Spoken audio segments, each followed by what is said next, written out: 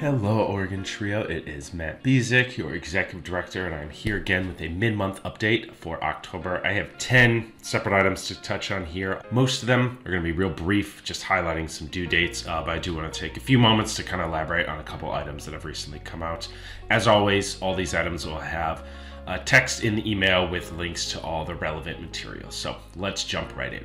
First, you will see that I have opened up the unallowable expense request. So once again, for every single grant in the state, you have a $1,000 cap on funds that OTA can make purchases on behalf of you for things that are traditionally unallowable that you can't do with grant funds, and you don't necessarily have to go through your business office to make that happen. So there is a link online that allows you to complete the form. And I am slowly working through those requests that have been submitted. Please note, if you're somebody who is looking for gift cards, I have a cap on how many I can order in a given week, so I'll be in touch with you regarding that, but sometimes there might be delays if that is how you're looking to get access to these funds. You can have some more flexibility in terms of how you're spending those. So make sure you complete that form, and then I will touch base with the program director directly and work through how we're actually going to facilitate your specific request. But it is incredibly broad and open-ended. I'm not particularly picky on how you do it. I just like to make sure we have some documentation on how those funds are being spent in case the state comes poking around for how these funds are utilized.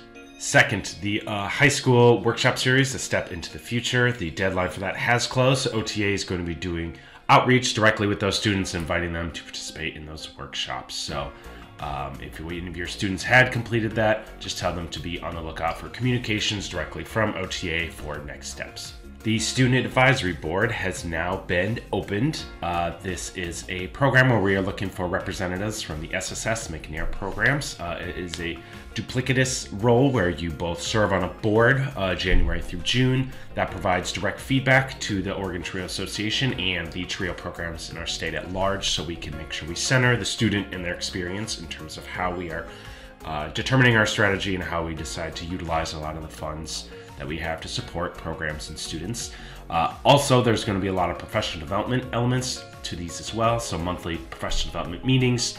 We'll do an in-person weekend seminar, as well as like a year-end celebration. And the chair of the Student Advisory Board is actually going to be our sitting alumni representative on the board, and will also be invited to be our representative in Washington, D.C. at policy seminars. So there are certainly some perks there for whoever decides to chair that organization. So you can find more details about that on the website right now, as well as the form for students to apply. We really rely on you all at the program level to encourage those like go-getter superstar students who are looking to take on maybe a little extra, round out their resume to participate in this. So if you can help us advertise that, it would be amazing. There's also a checklist form. We are asking for advisors, just looking for a basic certification that you more or less approve of this person being in consideration for the Student Advisory Board as a representative of your program. The due date for those applications is November 17th. So you have about a month here to encourage students to apply, and they'll get notified in December, so that way they can start first thing in January participating with that group. The Winter Last Mile scholarship deadline is also on November 17th. So please make sure to encourage those students to apply who are really ideal candidates for those last mile funds to help support them in completing their college degree. I just want to do one more plug. This Friday, the October 20th, is the deadline for the job posting that we have, the Director of Trio Development and Support. So if that is something you are considering, please make sure to have the submitted materials in by the end of the day, October 20th.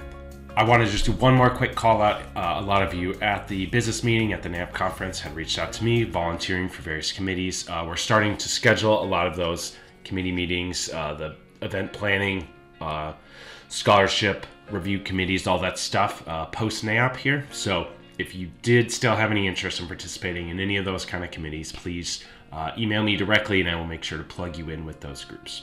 All right, next I wanted to highlight that we opened our OTA study abroad website again. We updated it, and how we are doing this year is that the board allocated $20,000 to help support students studying abroad. Those funds are going to be used to support student flights. So what we have found in our partnership with CIEE at the pre-college level is that many of those students have been getting more than enough scholarship funds to afford the tuition to go on those programs. So we decided to utilize our funds to help support what tend to be some pretty large flight costs for students to participate in those programs. Additionally, we also wanted to open up this opportunity to college students as well, and by focusing it on the flights, it kind of opens the door so that whether it is pre-college students who are looking to engage in one of these summer abroad programs through CIEE, or if you're a college student that wants to do one of the many different program offerings they have. They have full semesters, January terms, they have kind of these customizable terms that more mirror the quarter system that we have here in Oregon. There's also summer programs that they have. There's job studies and internships developed in there as well. So there's a whole plethora of options and plenty of scholarship funds there to be utilized as well. So particularly for community college students who don't traditionally have a study abroad program at your institution, there is an avenue for you to pursue international education. And what we are going to do once I meet with the International Education Committee is develop some system for allocating these funds, right? Determining which students we are going to support with that $20,000 to help offset some of the flight costs. Additionally, if you are a college student who has a study abroad program at your institution, you are invited to work with them and try to see if you can do some kind of study abroad programming. And these scholarships for the flights can still be utilized for that as well. So again, I'll have more detailed information on exactly how we're going to determine and allocate those funds. But what I want to make sure you all understand in the meantime, that if you have college students, they can look into and start applying and working with your institution to see if it is a fit to utilize one of these CIEE programs to get some college credits for studying abroad. You can go and approach your study abroad program at your institution and look at potentially doing some study abroad programming. Or if you're in high school, I want to encourage you to use that link on our website so that way you stay on our roster and we know who's applying from OTA, and just start those applications now. And hopefully by the end of November, we'll have a formal process in place for determining how we're going to use those funds to support all these students.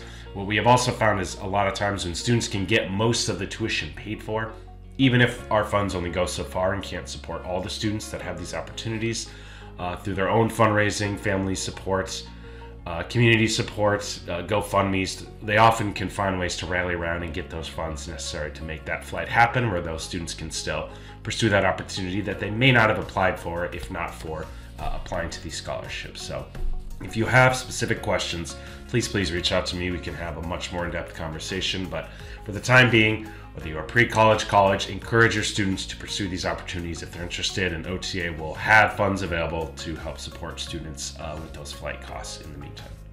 Coming out of the NAOP board meeting with the full membership, we had a conversation around increasing the OTA membership costs. So I have sent an email to every single program director for a membership survey. If you all could just take a moment, I have it linked here as well. This is very much meant for the directors or even assistant directors. We want people who actually manage the program budgets to weigh in on this, since they're the ones who have to balance those numbers out. So we have a survey out there. We want to get your input so that way the board can make a determination of what we want to move forward with in terms of how we collect membership and how we can fiscally and financially sustain this organization and full-time staff to support you all. Next, I wanted to quickly highlight the P3 citizenship waiver. Last I saw that Ben Cannon, the director of the HEC within Oregon, had signed the agreement and it's off to the Department of Education, so they are just waiting for those signatures.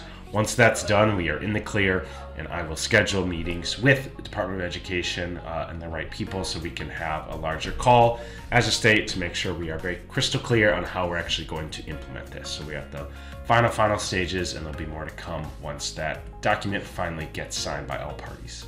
All right, the last item I wanted to highlight here is an opportunity for some free services. So at the NAP conference, there's a couple of vendors who actually had offered up some of their vendor services at no charge for some programs who have a great need for it and would like to get a sample of what these programs can look for and some of the things they offer. So I have two opportunities for you. First is with the Cambridge Educational Services. So we have basically credits of about $7,500 worth of their services that have been donated on behalf of the organization. So I'm going to put a link to the website here. If you are a program that has some interest in utilizing some of these services, and tapping into those free credits so you don't have to pay for it out of your budget, please reply to me directly. I'm going to do it just as a first come, first served basis, but I would love to plug people into this opportunity since they generously donated some funds to help support TRIO programs. Second, Innovative Educators actually donated 3 workshops. Each one has a value of about $425. Again, this is going to be a first come, first serve, but if you have a program or you with some staff have some interest in viewing some of these workshops, I have a link in the email as well. You can view what these look like. I can gift up to 3 of these to some programs who are looking for some additional training or resources that is available through this vendor. So if, again, you are interested in either Cambridge or the Innovative Educators and want to utilize some of these gifts that they had donated to us so generously, please just let me know direct and I will be in contact with you on how to best move forward taking advantage of these opportunities. So with that, kind of rapid fire, those are all the updates. I know I've been sending a bit more emails than usual because we have a lot of programs kind of starting right out of the blue, but my genuine goal is to try to keep this to a twice a month kind of overall updates and just keep you in the know about all the important things. So I appreciate your time and engagement as always, and if you ever need anything at all, please let me know how we can best support you. Good luck as we enter the fall here, and I hope you all have a great day. Take care.